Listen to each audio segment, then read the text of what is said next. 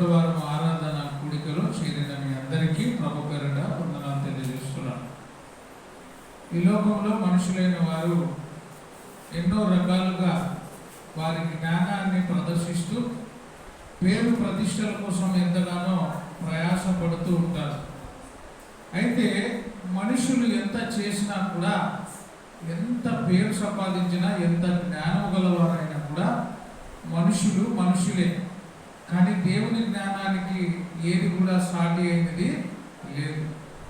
మనుషులు కొన్నిసార్లు ఏమనుకుంటారంటే నేను ఏదైనా చేయగలను అని అనుకుంటారు, కానీ మనిషి చేయలేనివి చాలా ఉన్నాయి.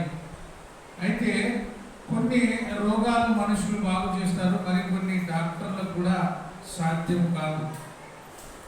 కొన్ని మనిషి జయిస్తాడు, కొన్ని జయించడానికి మనిషి వీలు లేని వాడుగా ఉన్నాడు. ఇంకా మనం లోతుగా వెళితే మనిషి ఎన్నో ప్రయోగాలు చేస్తున్నాడు, అయినప్పటికీ కూడా మనిషి యొక్క ప్రాణాలను నిలబెట్టలేకపోతున్నాడు. అంటే మనుషులకు అసాధ్యమైనది దేవునికి ఏమవుతుందంటే సాధ్యమవుతుంది. ఎందుకు ఆయనకు సాధ్యమవుతుంది అని ఒకసారి మనం ఆలోచిస్తే కీర్తనలు 27వ అధ్యాయము 10వ వచనము చదువుకుందాం. కీర్తనలు 27వ అధ్యాయము 10వ వచనం. చూడండి, ఈ లోకంలో కొంతమందికి తల్లి తండ్రి వదిలిపెట్టి వెళ్ళిపోతుంటారు. పుట్టుకలోనే చాలా మంది గర్భము ధరించి పిల్లలకు జన్మనిచ్చేటప్పుడు చాలా మంది తల్లులు చనిపోతుంటారు. కొంతమందికి ముందుగానే తండ్రులు ఉండరు, చనిపోయి ఉంటారు. కొంతమందికి తర్వాత తల్లులు చనిపోతారు. కొంతమందికి తల్లి తండ్రి ఇద్దరు మధ్యలోనే కోల్పోతారు. ఎవరు విడిచిపెట్టినా, తల్లిదండ్రులు నన్ను విడిచినా కూడా యెహోవా నన్ను చేరదీయును. దేవుడు చేరదీసేవాడై ఉన్నాడు. మనుషులందరూ వెలివేసిన, మనుషులందరూ దూరం పెట్టిన ఆయన ప్రతి వారిని కూడా చేరదీసి దగ్గరికి పిలిచి వారిని ప్రేమించేవాడై ఉన్నాడు. మరి 22వ కీర్తన 9-10 వచనాలు మనం చదువుకున్నట్లయితే 22వ కీర్తన 9-10 వచనాలు చదువుకుందాం. గర్భము నుండి నన్ను తీసిన వాడవు నీవే కదా. ఒక మనిషిని తల్లి గర్భంలో నుండి బయటికి తీసేవారు ఎవరు అంటే దేవుడు. కానీ మనం అంటాము డాక్టర్లు సర్జరీ చేసి తీసినారు, లేదా డాక్టర్లు జయించినారు అంటారు. ఏ డాక్టర్కైనా, ఏ ఇంజనీర్కైనా, ఏ వ్యక్తికైనా జ్ఞానం అనుగ్రహించేవారు ఎవరంటే దేవుడే. అందుకే ఇక్కడ చక్కని మాట ఏం చెప్తుందంటే గర్భము నుండి నన్ను తీసిన వాడవు నీవే కదా. నేను నా తల్లి దగ్గర స్తన్యపానములు చేయుచుండగా నీవే కదా నాకు నమ్మిక పుట్టించితివి. అంటే ఒక భరోసాని, ఒక నమ్మకాన్ని మనలో నింపేది ఎవరంటే దేవుడు మాత్రమే. మనము ఏమి ఎరగని స్థితిలో తల్లి గర్భములో నుండి బయటికి వచ్చిన తర్వాత తల్లి దగ్గర స్తన్యపానములు చేయుచున్నప్పటి నుండి కూడా మనకు భరోసా ఇచ్చి కాపాడేది ఎవరు? దేవుడు. గర్భవాసినైనది మొదలుకొని నాకు ఆధారము నీవే, నా తల్లి నన్ను కన్నది మొదలుకొని మనందరికి ఎవరు? ఆయన దేవుడు. ఆయన దేవుడు కాబట్టి ఆయనకు సాధ్యమవుతుంది. మనం ఎవరు అంటే మనుషులు. ఈ లోకంలో ఎంతో మంది చిన్న నుంచి ఎదిగి పెద్దగా అయిన తర్వాత దేవుళ్ళు అని చెప్పుకుంటుంటారు. మనుషులే దేవుళ్ళుగా మారిపోతుంటారు. బాబాలుగా, గురువులుగా, దేవుళ్ళుగా పేరు పెట్టుకుంటున్నారు. కానీ వాళ్ళకి సమస్య వచ్చినప్పుడు, ఆపద వచ్చినప్పుడు వాళ్ళు నిలబడలేరు. వాళ్ళందరూ ఏమంట అంతలో కనబడి అంతలో మాయమైపోయే ఆవిరి వంటి వారే. మరణాన్ని జయించినది, మరణించి మరలా సమాధిని గెలిచి తిరిగి లేచినది ఎవరు అంటే యేసుక్రీస్తు మాత్రమే. ఆయనే దేవుడు. బాబాలు, గురువులు అన్నతోలు చాలా మంది ఉన్నారు. వాళ్ళందరూ చనిపోయినారు, మరలా తిరిగి లేయలేదు. లేచినట్టుగా చెప్పుకుంటున్నారు కానీ మరలా చనిపోతున్నారు. కానీ ఈయన ఎవరు అంటే దేవుడై ఉన్నాడు. ఈయన మరణాన్ని జయించినటువంటి వాడుగా ఉన్నాడు అని మనం చూస్తున్నాం. ఇర్మియా 22వ అధ్యాయము 32వ అధ్యాయము 26వ వచనం నుంచి చదువుకుందాం. అంతటా యెహోవా వాక్కు ఇర్మియాకు దేవుని వాక్యము ప్రత్యక్షమై ఇలాగు చెప్తుంది. ఏం చెప్తుంది ఇర్మియాకి? ఎవరు ప్రత్యక్షమైనారు? దేవుని వాక్యము ఇర్మియాతో చెప్తుంది. ఇర్మియా ఏం చెప్తాడు? ఇర్మియాకు ప్రత్యక్షమై ఇర్మియాతో ఇలాగ చెప్తుంది దేవుని వాక్యము. నేను ఎవరనయ్యా అంటే, నేను యెహోవాను, సర్వ శరీరులందరికీ నేను దేవుడను. ఆయనకు అసాధ్యమైనది ఏదైనా ఉందా? దేవునికి అసాధ్యమైనది ఏమైనా ఉందా? ఏమి కూడా, అన్ని కూడా దేవునికి సాధ్యమే. అన్ని కూడా దేవుని ద్వారానే జరుగుతున్నాయి. ఆకాశము, భూమి, ఆకాశము మీద ఉండే నక్షత్రాలు అయితేమి, భూమి క్రింద ఉండే ప్రతి ఖనిజము కూడా, ఈ భూమి మీద ఉండే ప్రతి రాశులు అన్ని కూడా ఎవరి ద్వారా బ్రతుకుతున్నాయంటే దేవుని ద్వారా బ్రతుకుతూ ఉన్నాయి. అందుకే ఆయన అంటున్నాడు, నాకు అసాధ్యమైనది ఏదైనా ఉందా? ఎందుకు లేదు అంటే, నేను మీ అందరికీ ఎవరిని? దేవుడు. దేవునికి అసాధ్యమైనది ఏది కూడా లేదు. ఇర్మియాలోనే 32వ అధ్యాయం 17వ వచనం చదువుకున్నట్లయితే, యెహోవా ప్రభువా, సైన్యములకు అధిపతి అగు యెహోవా అను పేరు వహించువాడా, శూరుడా. ఆయన ఎవరు?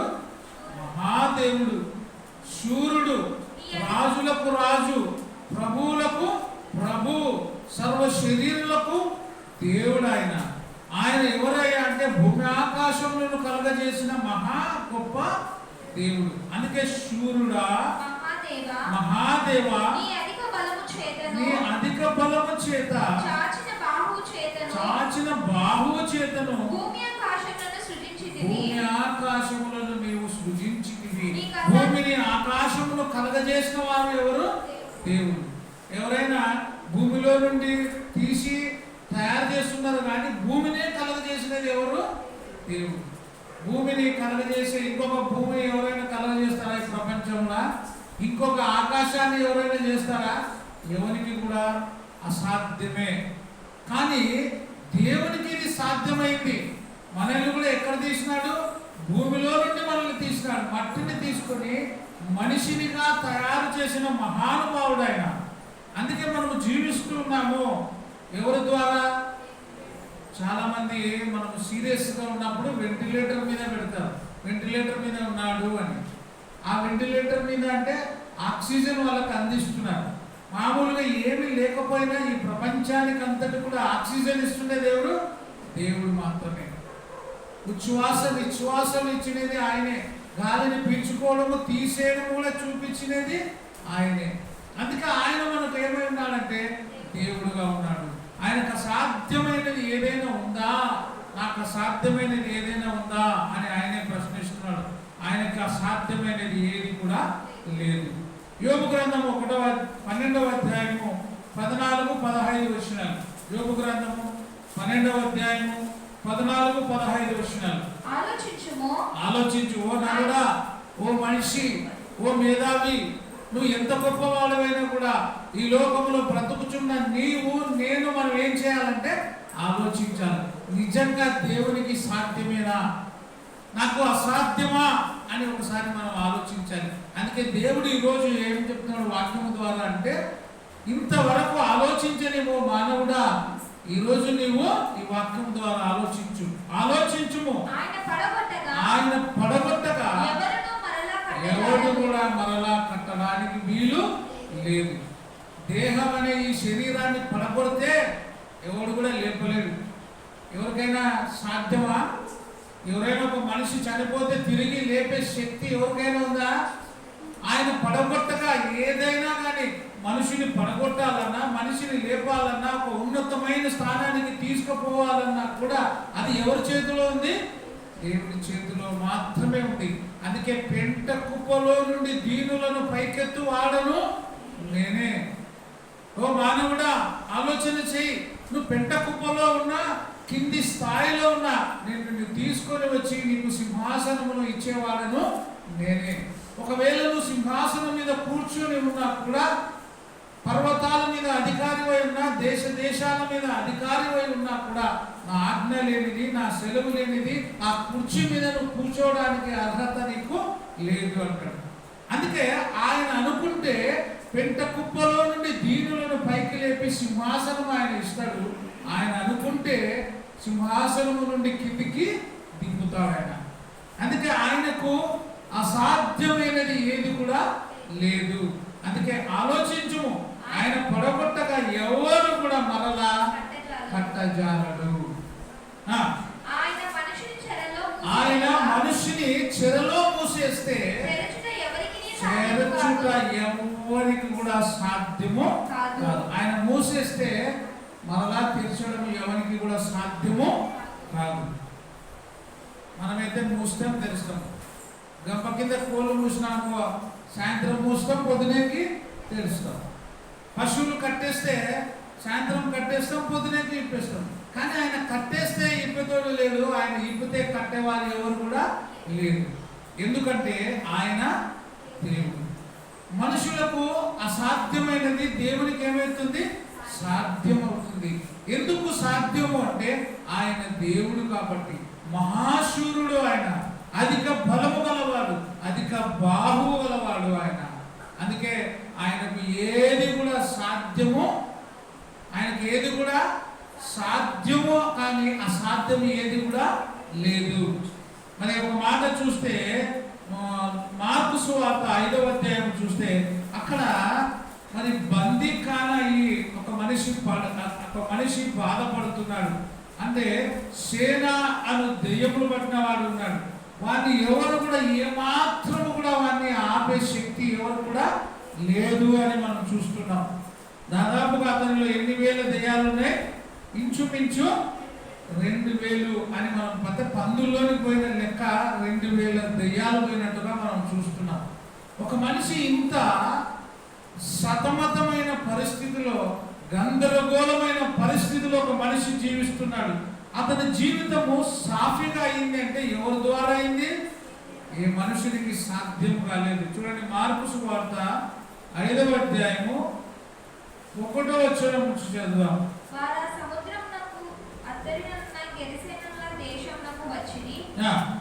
ఆయన దోణి దిగగానే అపవిత్రాత్మ పట్టిన వాడొకడు సమాధిలో నుండి వచ్చి ఆయనకు ఎదురుపడను. ఈ మనిషి ఎక్కడ? అతని కాపురము సమాధులలో ఉండేవాడు. అతని జీవితము దుర్భరమైనటువంటి పరిస్థితి. సంఖ్యలతో ఎవరు కూడా వాడిని బంధింపలేకపోయాను. అంటే ఎవరు కూడా అతను ఏం చేయలేకపోయినారు? కంట్రోల్ చేయలే, ఆపే శక్తి లేదు. ఎందుకంటే ఆ సంఖ్యల కంటే వీరిలో ఉండే సేనాను దయ్యాల బలము ఎట్లుంది? చాలా శక్తివంతమైనదిగా ఉంది. వాడు ఎక్కడంటే అక్కడ పారిపోయి సమాధుల్లో పోయి నివాసం చేసేవాడు. వాడి సంఖ్యలతో కట్టివేసి బంధించాలని చూసినా కూడా ఎవరికి కూడా ఏమీ కదా సాధ్యం కాలే. అసాధ్యంగా ఉంది వాడిని పట్టుకోవడం. కానీ వాడు యేసుక్రీస్తుకి ఎదురుపడినాడు. వాడు సమాధులలో వాసము చేసేటివాడు, సంఖ్యలతోనైనను ఎవడును వాని బంధింపలేకపోయెను. పలుమార్లు వాని కాళ్ళకును చేతులకును సంఖ్యలు ఎన్నిసార్లు వేసినారు? పలుమార్లు. ఎన్నిసార్లు వేసినా కూడా, ఎన్నిసార్లు బంధించాలని చూసినా కూడా ఆ సంఖ్యలు ఆ గొలుసులతో కట్టేసినప్పుడు గొలుసులు తెంపుకొని ఏమేవాడు? వాడు పారిపోయి ఎక్కడ ఉండేవాడు? సమాధుల్లో ఉండేవాడు. సమాధుల్లో ఎవరైనా మంచోళ్ళు ఉంటారా? రోజు రాత్రి పగులు సమాధిలో ఉంటారా ఎవరైనా? బాగా మైండ్ ఉన్నోళ్ళు ఉంటారా ఎవరైనా? ఏం చెప్పడం, ఉంటారా? సమాధుల్లో ఎంత ప్రేమ ఉన్నా, సమాధుల్లో ఎంత మనకి దగ్గర వాళ్ళు ఉన్నా కొద్దిసేపు ఉంటాము, వాళ్ళు పోయి ఏడుస్తారు. కొన్ని దినాలు ఉంటారు, పొద్దున్న నుంచి మధ్యాహ్నం వరకు, మధ్యాహ్నం నుంచి సాయంత్రం వరకు ఉంటారు. రాత్రి అనే అనుకుని వస్తారు సమాధిలో ఒక్క రోజైనా. ఎవరు కూడా ఉండాలట. కానీ వీడు వాడి కాపురమే ఎక్కడుంది? వాడు సమాధులలో నివాసం చేసేవాడు. వాడి గొలుసులతో బంధించినా కూడా వాడి సంఖ్యలు వాడు తెంపుకొని అక్కడికే పోయేవాడు. ఎవరు కూడా వాడిని నివారించలేకపోయినారు. వారు ఎల్లప్పుడూ రాత్రి పగలు ఎప్పుడెప్పుడంట రాత్రి పగలు సమాధులలోను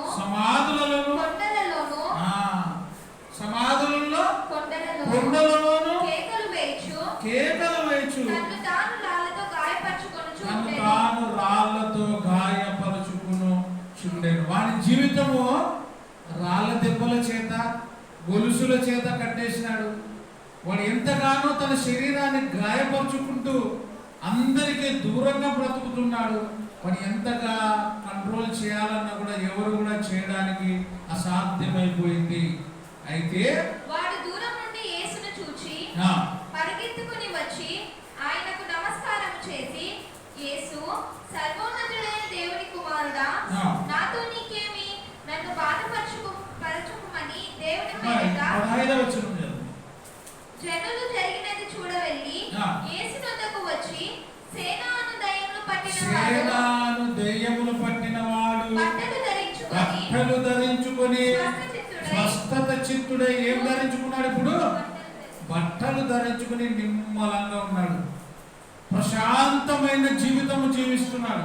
ఇది ఎవరి వల్ల సాధ్యమైంది? మనుషుల వలన ఎవరి ద్వారా కూడా సాధ్యము కాలేదు. దేవుని ద్వారా మాత్రమే సాధ్యమైంది. ఇప్పుడు ప్రశాంతంగా నిమ్మలంగా బట్టలు ధరించుకొని స్వస్థత చిత్తుడై కూర్చుండుట చూచి భయపడి ప్రశాంతంగా కూర్చున్నాడు. ఎప్పుడు కూడా కూర్చునేవాడు కాదు. ఎక్కడెక్కడ ఉండేవాడు? వాడు కొండలలోను సమాధులలోను వాడి నివాసము చేసేవాడు. వాడు తన శరీరాన్ని గాయపరుచుకుంటూ కేకలు వేసుకుంటూ పోయేవాడు. వాడు ఎంతగా నిమ్మలంగా అంటే నిమ్మల పరచాలని జనులు చూసినప్పటికీ కూడా, సంఖ్యలతో బంధించినప్పటికీ కూడా వాడి జీవితము నిమ్మలంగా కాలేదు. అయితే యేసు ప్రభు ద్వారా వాడి జీవితము నిమ్మలమైంది. అప్పుడు ఏమైంది చూడండి, కూర్చుండట చూచి భయపడిరి. జరిగినది చూచిన వారు దయ్యములు పట్టిన వారికి కలిగిన స్థితియు పందుల సంగతియు ఊరి వారికి తెలియచేయగా, చాలా ఏమైంది? ఇప్పుడు ప్రశాంతమైన జీవితము దేవుడు వారికి అనుగ్రహించినాడు. మనుషులకు అసాధ్యమైనది దేవునికి సాధ్యమైంది. మనుషులు చేయలేనిది దేవుడు చూసి దేవుడు చేసి వారి జీవితాన్ని కొత్త జీవితంగా మార్చినాడు. ఈరోజు మన జీవితంలో కూడా భరించరాని బాధ, సమస్యలు, ఇరుకులు, ఇబ్బందులు ఎన్ని మనల్ని ఆవరించి కట్టివేసిన ఈ గొలుసులతో ఒకవేళ తెంపుకొని మనం పారిపోయి మనలా వచ్చి సమాధుల్లో వాడు ప్రశాంతత లేని జీవితము జీవించినట్టుగా మన మనసు కూడా ఉంటే, దేవుడి దగ్గరకు వస్తే మన జీవితం ఏమైతుంది? ప్రశాంతమైన జీవితాన్ని మనం కొనసాగిస్తాం. మరి ఇంకొక మాట చూడండి, మత్తయి సువార్త 8వ అధ్యాయం చూస్తే, అక్కడ మత్తయి సువార్త 8వ అధ్యాయం అంటే మనుషులకు అసాధ్యమైనది దేవునికి సాధ్యము. మత్తయి సువార్త 8:26. అందుకు ఆయన అల్ప విశ్వాసులారా ఎందుకు మీరు భయపడుచున్నారని వారితో చెప్పి ఆయన లేచి గాలిని సముద్రమును మనుషులు గాలిని సముద్రాన్ని గద్దించే శక్తి ఉందా? మనుషులు గాలిని సముద్రాన్ని ఎవరు కూడా గద్దించే శక్తి లేదు. బాగా తుఫాను పడుతుందనుకో, తుఫాను గాలి రెండు, గాలి ఆగు అంటే ఆగుతుందా? వాన ఆగు అంటే ఆగదు. ఎవరికి సాధ్యం ఇది? దేవునికి మాత్రమే సాధ్యం. మనుషులకు ఏది కూడా సాధ్యం కాదు. అట్లాగానే ఉంటే మనుషులే ఎప్పుడు పడితే అప్పుడు వాన కురిపించేతోళ్ళు, ఎప్పుడు పడితే అప్పుడు ఎండ పెంచేతోళ్ళు కదా. చక్రి సౌండ్ పెంచేది తగ్గించేది అయితే మన చేతుల్లో ఉంది. సౌండ్ తగ్గేమా అంటే తగ్గిస్తాం. సౌండ్ పెట్టు మాయా అంటే మాయ పెంచుతుంది. మాయకే కానీ వాన పడిచ్చే శక్తి ఉంటే మాయ అలపడిస్తుంది. అంటే ఆమె పొలంలో మాత్రమే వాన పడిపిస్తుంది, అవతల పొలంలో వాన పడలేదు.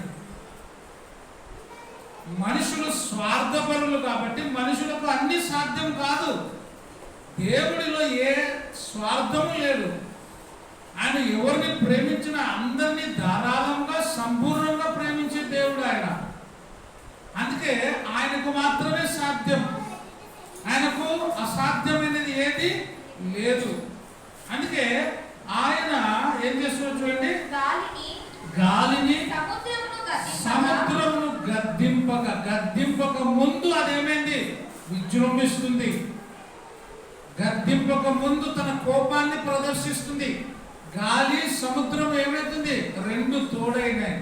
ఈ రెండు తోడయి ఆ సముద్రం మీద ప్రయాణం చేస్తున్నటువంటి శిష్యుల ఓడ మీదకి అలలు కొట్టినప్పుడు వాళ్ళు ఏమైనారు, భయపడిపోయినారు. భయపడి భయాందోళనకు గురై ఓడలో నిద్రిస్తున్న యేసు ప్రభుని లేపినారు. అయ్యా మేము నశించిపోతున్నాము, మమ్మల్ని రక్షించు అని ఆయన లేపినారు. ఒకవేళ అదే శక్తి మనిషికి ఉంటే శత్రువులను ఆ సముద్రం మీద ప్రయాణం చేసినప్పుడు ఏమైతుంది, సముద్రమా పొంగు అంటే అయిపోయి మన ప్రధాని పొంగిపోతుంది. పాకిస్తాన్ నుంచి ఎవరు యుద్ధాలకు రారు, చైనా దేశం నుంచి రారు. ఆ శక్తి ఉంటే కూడా పైకి లేయంటే కట్టకుండానే పైకి లేస్తుంది కూడా. ఆయనకి ఎంత శక్తి అంటే ఎర్ర సముద్రమును ఏం చేసినాడు ఆయన, రెండు పాయలుగా చీల్చి సముద్రము మధ్యలో జనులు నడిచినట్టుగా దేవుని పిల్లలైనటువంటి ఇశ్రాయేలీలకు త్రోవను చూపినటువంటి దేవుడు ఆయన. ఆయన అనుకుంటే భూమిని చీల్చి కొరాహు కుటుంబీకులను ఏం చేసినాడు, నెరవిరిచి భూమి వారిని మింగేసింది. ఆయన అంత గొప్ప దేవుడు. రక్షించుటకును శిక్షించుటకును ఎవరు, ఆయన మాత్రమే సమర్థుడు. క్షమించడానికి కూడా ఆయనే సమర్థుడు. అయ్యా నన్ను కరుణించు అని నేను ప్రార్థన చేస్తే మనందరి ప్రార్థన విని మన మొరలను ఆలకించే దేవుడు.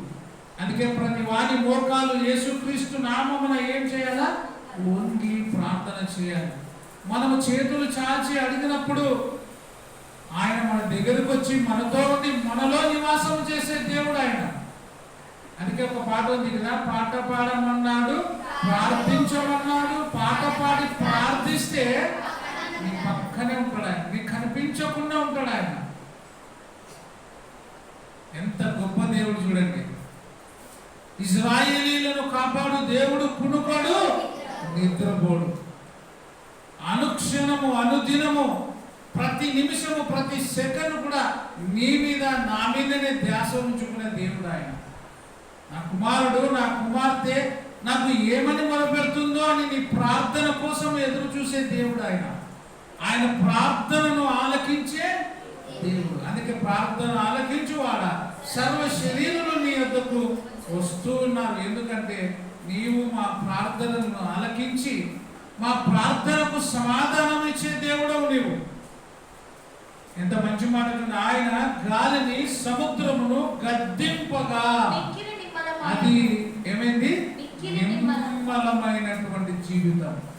ప్రశాంతంగా అయిపోయినాయి. గాలి సముద్రం రెండు కూడా నిమ్మలంగా అయిపోయినాయి. ఇది మనుషులకు అసాధ్యం, దేవునికి మాత్రమే సాధ్యమైంది. అందుకే మనం ఆయనను ప్రార్థన చేయాలి. ఆలోచించము. ఇర్మియాలో కొంచెం చదివి మళ్ళీ చదువుతాను. ఇప్పుడు 12వ అధ్యాయం 14వ వచనం నుంచి చదివితే, ఆలోచించుము, ఆయన పడగొట్టగా ఎవరునూ మరలా కట్టజాలరు.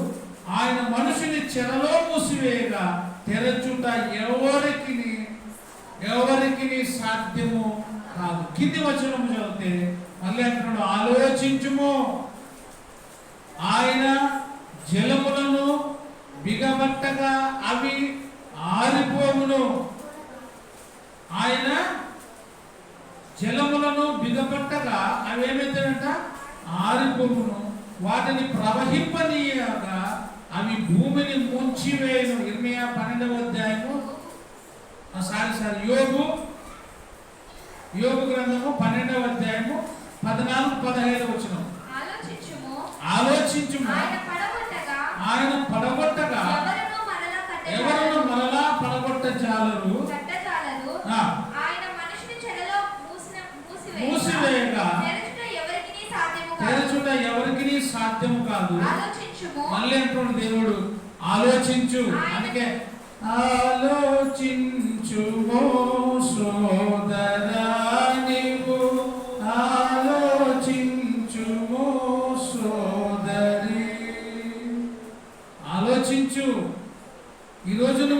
కూర్చున్నామంటే ఎవరి చిత్తము? దేవుని చిత్తమే. ఆలోచించు. ఈరోజు ఈ ఆరోగ్యము, ఆయుష్ దేవుడు ఇచ్చినాడు. ఆలోచించు. ఒకవేళ అది ఇయ్యకపోయి ఉంటే మనం ఇక్కడ ఉండే వాళ్ళమే కాదు. అందుకే నా కుమారుడా, నా కుమార్తె, చాలా జాగ్రత్తగా ఆలోచించాలి. సమయము అతి శ్రేష్టమైనది, విలువైనది. దేవుడు ఇచ్చిన సమయాన్ని దేవునిలో మనం గడుపుటకు మనం ఇష్టపడాలి. ఎవరైనా కానీ దేవునిలో ఎవరు గడుపుతారో వాళ్ళకి మాత్రమే ఆశీర్వాదం. అందుకే ఆలోచించుము. ఆయన జలములను బిగబట్టగా ఆరిపోతాయి. దేవుడు అనుకుంటే తుంగభద్ర మొత్తం ఎండగొడతాడు. దేవుడు అనుకుంటే తుంగభద్ర డ్యామ్ కి గేట్ తెగిపోతుంది. ఒక గేట్ ఏమైంది? తుంగభద్ర డ్యామ్ గేట్ ఒకటి ఆ వర్షం దెబ్బకి ఏమైందంట, ఊడి కొట్టుకొని పోయింది. దేవుడు అనుకుంటే డ్యామ్ కూడా లేచిపోతుంది. ఎంత గట్టి పునాదులు వేసినా కూడా అవి లేచిపోతాయి. అందుకే ఆలోచించు. దేవుడు అనుకుంటే ఈ రోజుతోనే మన జీవితం ముగించు. దేవుడు అనుకుంటే ఇంకా అధికమైన సంవత్సరాలు మనం పొందొచ్చు. మనమందరం ఎవరి చేతుల్లో ఉన్నాం? ఆయన చేతి నీడ క్రింద ఉన్నాం. ఆయన మాత్రమే మనల్ని రక్షించేవాడు. ఈ లోకంలో ఎవరు కూడా మనల్ని రక్షించలేరు. ఆయన మనకు ఎంత జీవితం ఇచ్చినాడో, ఎంత ఆయుష్ ఇచ్చినాడో, ఎంత పని ఇచ్చినాడో దాన్ని మనం నమ్మకంగా ముందుకు కొనసాగించాలి. అందుకే ఆలోచించుము. ఆయన జలములను బిగబట్టగా అవి ఆరిపోవును, వాటిని ప్రవహింపనీయగా అవి భూమిని అంతా కూడా ఏం చేస్తాయి? ముంచేస్తాయి. నోవాహు కాలంలో ఏం చేసింది? జల ప్రళయం ద్వారా భూమిని అంతా కూడా దేవుడు మూసేసినాడు. నోవాహు కుటుంబాన్ని మాత్రమే దేవుడు రక్షించినాడు. ఈరోజు మనం కూడా క్రీస్తు సంఘం అనే ఓడలో ఉంటే రక్షించబడతాం. నోవాహు ఓడ కాకుండా వేరే ఓడలో ఎవరైనా ఉండింటే కూడా, ఒకవేళ నోవాహేనా ఓడ తయారు చేసేది, మేము కూడా చేయొచ్చు అని చేసి ఉంటే అది దేవుని ఆజ్ఞ కాదు కాబట్టి, దేవుని చిత్తం కాదు కాబట్టి వాళ్ళందరూ కూడా ఏమై ఉండేవాళ్ళు? మునిగిపోయి చనిపోయి ఉండేవాళ్ళు. అందుకే దేవుని ఆజ్ఞ లేకుండా, దేవుని సెలవు లేకుండా మనం ఏది కూడా భూమి మీద చేయలేము. అందుకే అంతటా యెహోవా వాక్కు ఇర్మియాకు ప్రత్యక్షమై, ఇర్మియాలో చదువుతున్నాం, మళ్ళీ ఇలాగు సెలవిచ్చాడు, నేను యెహోవాను, సర్వ శరీరులకు దేవుడను, నాకు అసాధ్యమైనది ఏదైనా ఉందా? ఏదీ లేదు. దేవునికి అంత సాధ్యమే కాబట్టి అసాధ్యమైన అంటే సాధించగల దేవుడు మన జీవితంలో కూడా ఏదైనా సాధించాలంటే అది దేవుడి సెలవు ఉంటేనే మనం పొందుకుంటాం. అందుకే మనమందరం కూడా దేవుడిచ్చిన ఈ సమయాన్ని, మంచి సమయాన్ని దేవునిలో గడిపితే దేవుడు మనందరినీ, నిన్ను నన్ను, మనందరి కుటుంబాలను బహుగా దీవించి ఆశీర్వదించి 30ంతలుగా 60ంతలుగా 100ంతలుగా మన కుటుంబాన్ని దీవిస్తాడని వాక్య భాగం ద్వారా తెలియజేస్తూ ముగిస్తున్నాను. ప్రార్థన చేసుకొని ముగిస్తున్నాం. ప్రార్థన చేసుకుందాం. దైవజనులు ప్రార్థన చేస్తారు.